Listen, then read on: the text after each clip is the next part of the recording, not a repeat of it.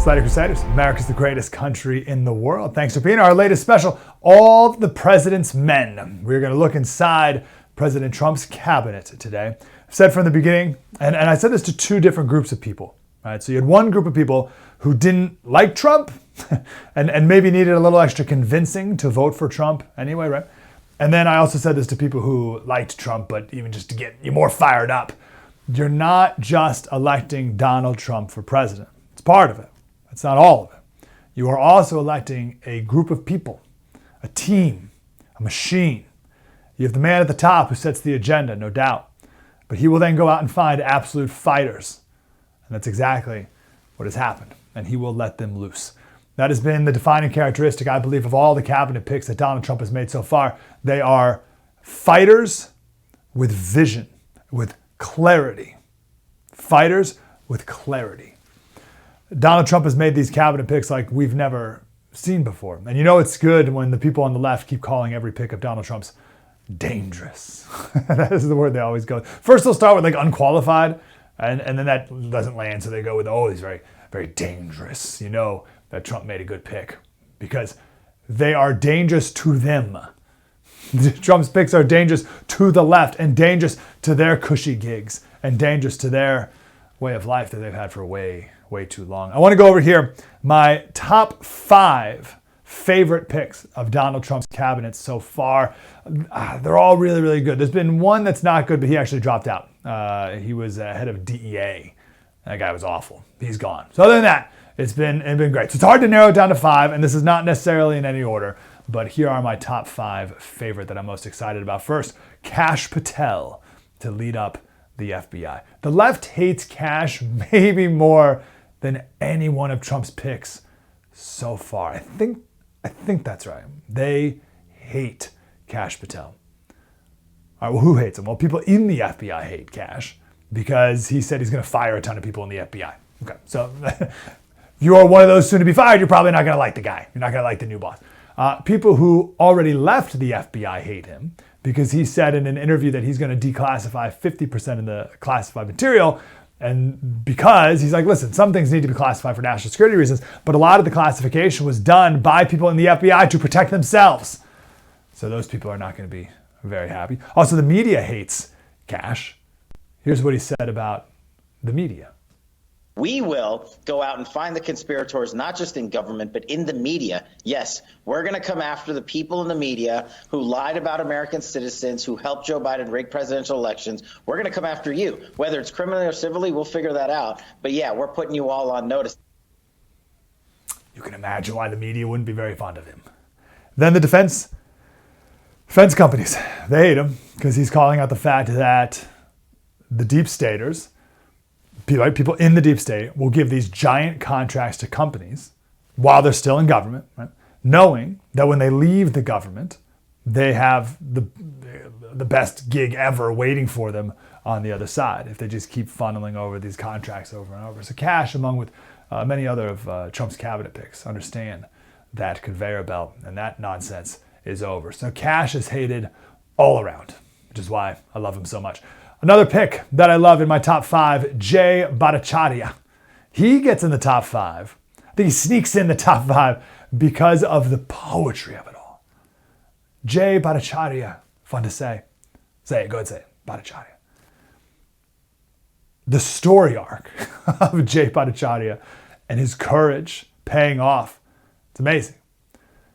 During the lunacy of COVID, if you remember, it was September of 2020. And he was one of 3 epidemiologists who wrote what they called the Great Barrington Declaration, which said that these lockdowns are hurting people and we need to knock it off. It was the then head of NIH, National Institute of Health, who wrote an email to Fauci saying we need to take, this is a quote, a devastating takedown of this fringe epidemiologist. By the way, the 3 fringe epidemiologists, one was Oxford, one was Harvard, and Jay was Stanford. Okay, so these are the 3. So you had the head of the NIH, Francis Collins, saying we need to make a devastating takedown of Bhattacharya. And that fringe epidemiologist is now going to be the next head of the National Institute of Health, replacing the position that Francis Collins once held. That, like, are you kidding me? That's the retribution that we've been talking about, that Trump's been talking about. That's the reason we voted for Trump, for that type of retribution. That's just poetry. I can't wait for Jay Bhattacharya, the head of NIH.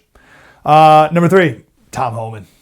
Can't leave Tom Homan off the list. If you were tasked with making a border czar out of clay, and you made a border from scratch, and God breathed life into him, you would not make a more central casting border czar than Tom Homan.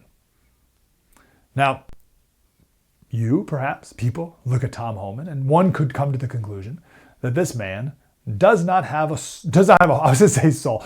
Maybe does not have a heart. He's heartless. I can see it. I see it. He comes across as cold, right? Bit of a heartless SOB. And he needs to have that front. Because the media is going to come up with every sob story that they can concoct. Oh, mi abuela. Look at all the abuelas. Children ripped from their mother's arms. Do you remember this? This was back Trump's first term, this Time magazine cover. The little girl screaming, being separated from her mother. This Time magazine cover came from this picture right here, this actual picture.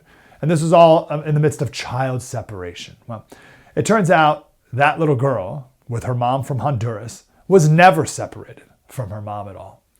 She was placed on the ground for a moment while her mom was searched by Border Patrol and then picked up 10 seconds later.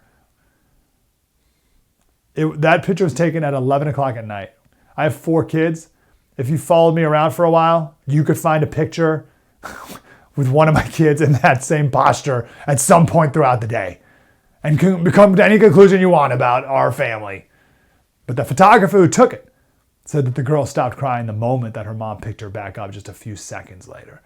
Oh, family separation, children ripped from their mother's arms. Tom Homan will not be distracted by any of that, like most people would.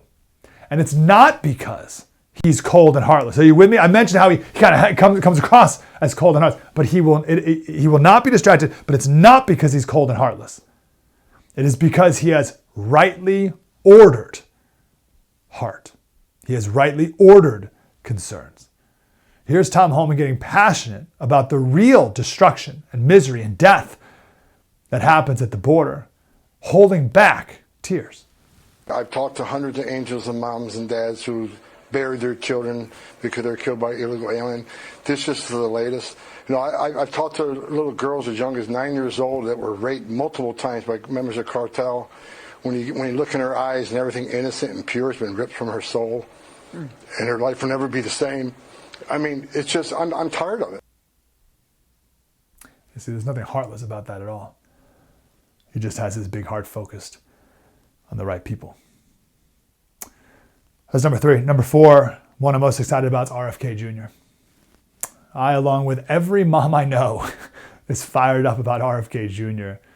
I could also put him on my list of we'll sees, but I think the excitement and the potential outweighs any concerns. First, we got to keep RFK Jr. in his box, his Make America Healthy Again box, and make sure he doesn't get involved in environmental issues like oil drilling and stuff like that. But Trump knows this. Trump knows to keep him in his Maha box, and that's it. And I also understand the limits of what government can do in this realm. Right? It's one thing to take red 40 and artificial colorings out of Fruit Loops, right, and use natural coloring like they do in Canada. And RFK Jr. could do something like that. But also maybe people shouldn't be eating Fruit Loops. So we got to kind of address that too, and that's bigger than what the head of HHS can do.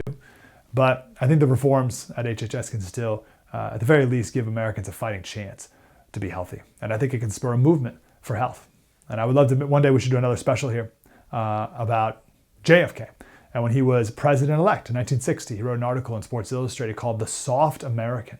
And it was all about how physical health is an ancient virtue. I would argue it's a biblical virtue and it's an American virtue.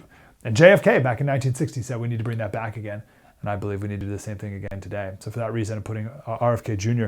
in the list of top 5 people I'm most excited about for Trump's cabinet. But I said no particular order, but I think this is what I'm certainly most excited about. Vivek and Elon.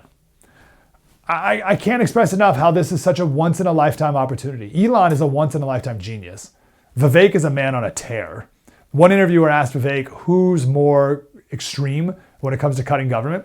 And Vivek said probably Elon, because he said, one time I wrote that we need to cut 75% of the bureaucracy. And Elon said, no, change that to at least 75%. There can never be a moment like we have right now when it comes to the Department of Government Efficiency. 2020 would not have been that moment. It's funny how God works. Because since 2020, there's been 4 Supreme Court cases in the last 4 years that have made the massive cuts that conservatives have been dreaming about for decades possible.